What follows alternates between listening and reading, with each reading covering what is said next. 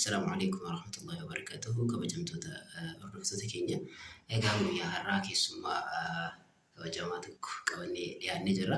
Isaan waliin marii xiqqoo taasisnaa ga'ee miidiyaa hawaasaa fi dargaggoota Islaamaa kan jedhu irratti marii gabaabduu wayii taasisnaa. Awwalan assalaamu alaikum warahmatullahi wabarakatuh. Bakka gara miidiyaa keenyatti nagaan dhuftanii waamicha keenya kabajanii asitti nu ergamuu keessaniif guddaa galatoomaa ulfaadhaa.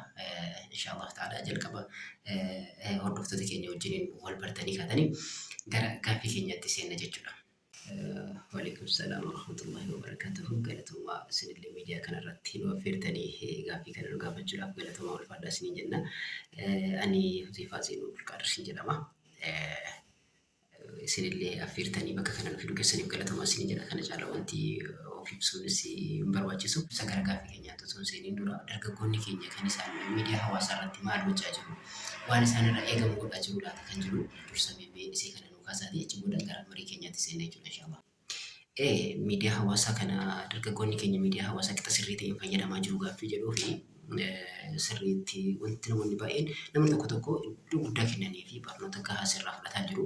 Waan khayrii sirraa barachaa jiru maashaallah jara akkasii sana jajjabeessuunis barbaachisaadha. Ittaansuudhaan namoonni hedduun musliimuma ta'aa garuu sooshaal miidiyaa kan itti fayyadamni sooshaal miidiyaa isaanii kuni sirrii kan hin taane baay'eetu jira. Kan waan hin taane wantoota haraama irratti geggeessaa jiranu waan hin taane muuziqaa waan maalaa yaanii waan faayidaa irraa hin arganne baay'een isaa gadhiisaa oolanu jiru. Laayikii yookaan beekamtii argachuudhaaf waan hin taane warri raabsaa oolanu jiru. Jarri akkasii kun irraa of qusachuudha qabu. Bor fuula Rabbiitti akka itti gaafataman ilaaluudha qabu. Boru wantan har'a gadhiisu kuni wantan har'a poosti godhu kuni fuula Rabbiitti bor irraa na gaafachiisa kan jedhu yaaduu qabu jalqaba irratti jechuudha. Sooshaal miidiyaa fayyadamuudhaan duratti kana jalqaba kan isaan hubachuu qaban sirriitti beekuu kan isaan qaban isa kanadha. Dargaggoonni keenyas kana irraa akka of qusatan inshaallah ta'ala gamanumaan deebii keessan irratti hundaa'uudhaan dargaggoonni keenyas kan miidiyaa keenya kana hordofanu gamanumaan gara waan khayrii qofatti akka deebi'an inshaallah dhaamsa keenya dabarsina. Sooshaal miidiyaan miidiyaa amantaa Islaamaa keessatti qabu maaliidhaati? Maal jettanii yaaddu? Sooshaal miidiyaa kanarraa viidiyoolee garaagaraa fatwaa haa ta'u, da'waa haa ta'u, wantoota garaagaraa mata duree barbaadan irratti sarchi godhanii waan isaan rakkise waan gaaffii isaan keessatti uume sarchi godhanii argachuudhaaf sooshaal miidiyaan bu'aa guddaa qaba jechuudha. Dargaggoonni da'waa fi beekumsa amantaa fi shari'aa miidiyaa hawaasaa akkamitti fayyadamuu qaba? Sooshaal miidiyaa irratti da'waa godhanii viidiyoo daqiiqaa muraasaas haa ta'u da'waa godhanii poosti gaafa godhanu dandeettii isaanii akka kanaan guddifachaa deemuun irratti inni danda'ama jechuudha. Barnoota kamillee haa ta'u qaayidaa haa ta'u hadiisa haa ta'u tawhiida haa ta'u quraana haa ta'u kamillee taalentii isaanii dandeettii qabanu akka isaan baasanii namatti agarsiisanuufis sooshaal miidiyaan iddoo guddaa qaba. Silatu rahim firummaa fufuu keessatti sooshaal miidiyaan gahee guddaa qabaachuu danda'a. Naam, silatu rahim keessatti firummaa fufuu keessatti hariiroo firootaa fi michuuwwan namoota garaagaraa jiran biyyoota garaagaraa keessa jiran duriigaa akkuma beekamu poostaan ji'a 2 fi 3 barreeffamee karaa deemee dhufee firoonni illee ittiin wal dubbisa ture.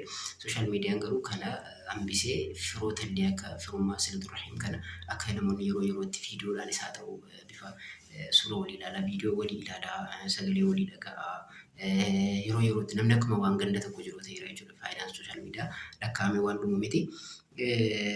Ammas immoo firoota firummaa fufuu irratti sooshaal miidiyaan gahee guddaa qaba. Iddoo guddaa qaba.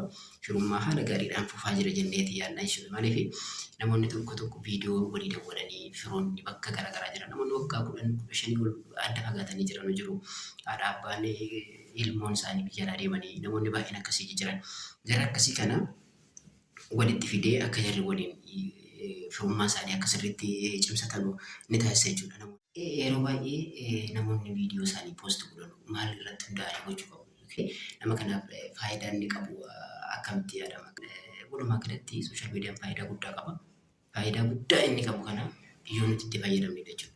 Yookaan si balleessa yookiin si bareecha jechuudha. Yoo itti fayyadama tolchitee jettee si bareecha, yoo itti fayyadama balleessitee jettee si balleessa jechuudha. Sooshaal miidiyaan seefii qara lamaati jechuudha. Yookaan si balleessa yookaan si bareecha. Namni Islaamaa tokko miidiyaa hawaasaa gaafa fayyadamu qajeelfamni yookiin immoo haaldureen eeggachuu qabu. Wanti inni irraa of eegee wanti inni immoo itti fufee hojjechuu qabu maali? Miidiyaa itti fayyadama sooshaal miidiyaa sirriitti barachuu qabu.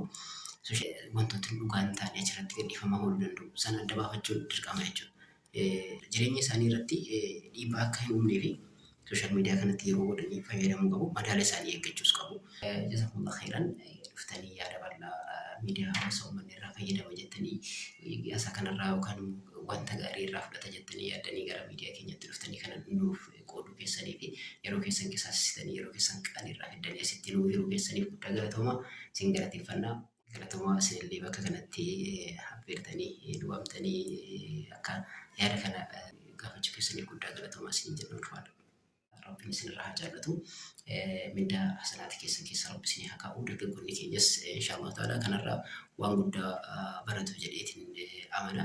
Egaa sagantaan keenya kun sagantaa yeroo jalqabaatii fi itti fufaa inshaallah ta'ala isinis gara keessa waan godhamu hundumaa hubatanii miidiyaa keenya kana bira akka dhaabbattan gamanumaan waamicha isinii taasisna. Assalaamu alaikum wa rahmatullahi wa barakatuh.